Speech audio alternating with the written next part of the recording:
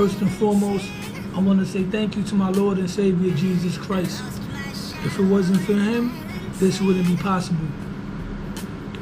So with that being said, hit the like button, share the video, subscribe to my channel, Low Nose Boxing. Low Nose Boxing. Now, if you wasn't living under a rock, you would already know that Errol Spence Jr. has officially activated his rematch clause for a rematch with Terence Bud Crawford, a rematch of a super fight that was highly anticipated that took place July 29th of this year.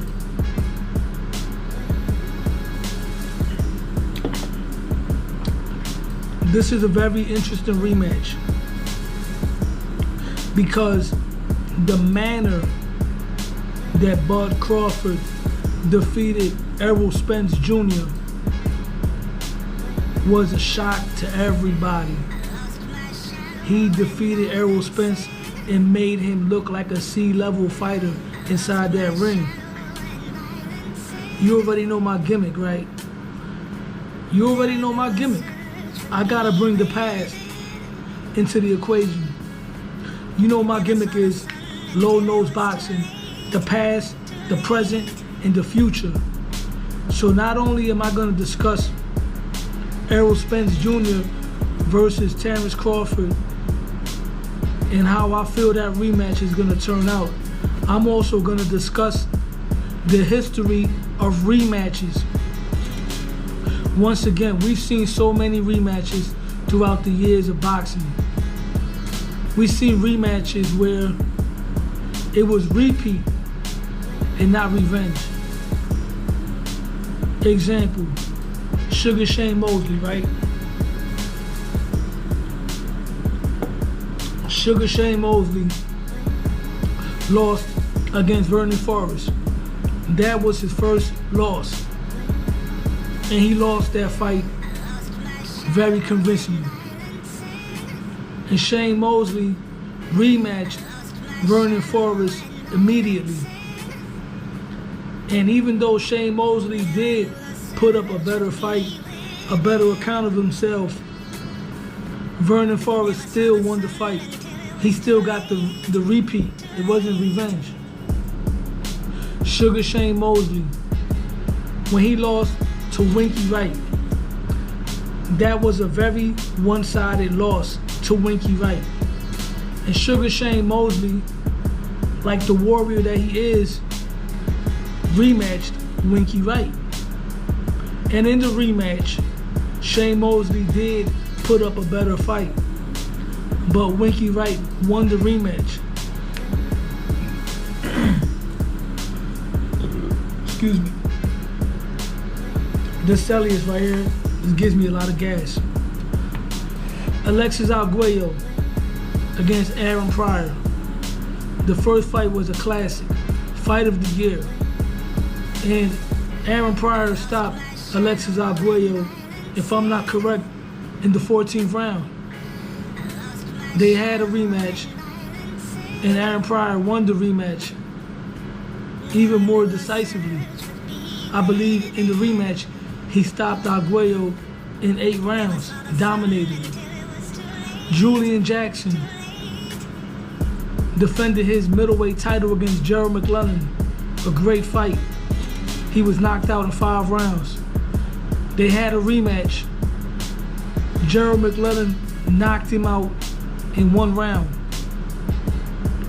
Those are just a few cases of repeat and not revenge, right? Now we're gonna talk about revenge. Terrible Terry Norris, the super middleweight champion of the world that ruled the early to mid 90s. He fought Julian Jackson. He fought Simon Brown. And going into that fight, Terry Norris was running through everybody. He was knocking guys out. Terry Norris had a reputation at 154 at feasting at established 147-pounders that were moving up in weight. He was knocking guys out. He knocked out Meldrick Taylor. He retired Sugar Ray Leonard. He knocked out Donald Carey. He knocked out Maurice Blocker. He knocked out John the Beast Mugabe. Terrible Terry Norris was a fighter with extraordinary boxing skills who fell in love with his power. So when he fought Simon Brown in the first fight, Terry Norris immediately stepped to Simon Brown. He immediately relied on his physicality and his punching power, which backfired because Simon Brown at the time, was a dynamic puncher. At his best, he was a counterpuncher. So Terry Norris coming forward gave Simon Brown all the opportunities that he needed to land the big shots. And Simon Brown knocked Terry Norris out in 4 rounds. He destroyed him, 4 rounds. But they had a rematch. And in the rematch, Terry Norris tapped into his boxing skills that he always had. And he outboxed Simon Brown thoroughly for 12 rounds. He shut him out on the scorecards, 12 rounds to zip. And Terry Norris won that rematch. That was revenge, not repeat. Miguel Cotto, when he fought against Antonio Margarito, right? There's a lot of controversy behind that fight. People believe that Margarito was using tampered hand wraps. Nevertheless, Margarito did have Cotto on the ropes for the majority of that fight, so he did land some good shots and stop Cotto in 11 rounds. But in the rematch, Miguel Cotto boxed. Miguel Cotto stood off the ropes and got the stoppage and stopped Antonio Margarito in the 7th round. Sugar Ray Leonard, when he fought Roberto Duran the first time, Sugar Ray Leonard fought Roberto Duran on the inside in the trenches and lost a close competitive decision. In the rematch, Sugar Ray Leonard outboxed Roberto Duran from the outside. And we all know what happened.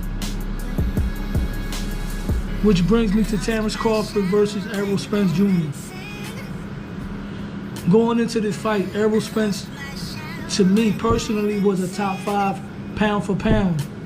So it's very rare when you see a fighter in the top 5 pound for pound dominated in the manner that Errol Spence was dominated.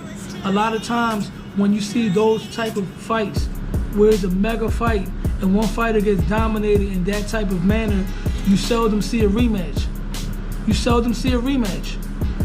There wasn't 10 seconds in that fight where Errol Spence was having his way with Terence Crawford. Terence Crawford dominated him throughout the entire fight.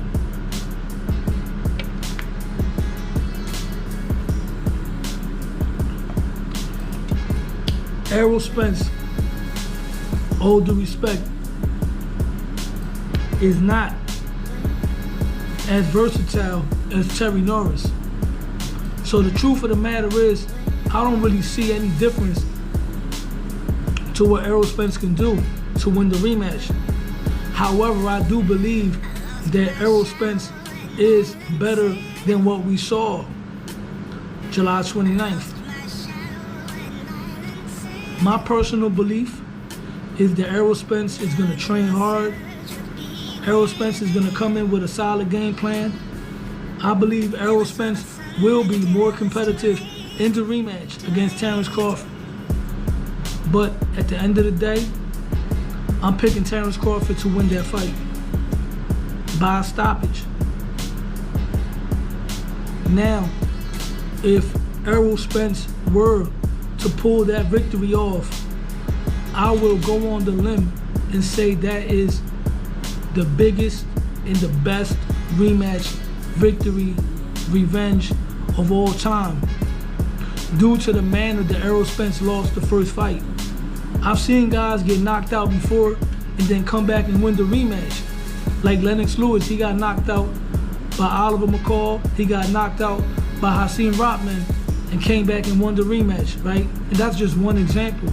But getting knocked out cold by one shot and getting dominated every single second of the fight, that's a whole different story. Terence Crawford dominated Errol Spence in the manner in which Floyd Mayweather did to Arturo Gatti and Diego Corrales, God rest both of their souls. Now, if those guys would have fought again, do you think Diego Corrales and Arturo Gatti would do any better than what they did the first time?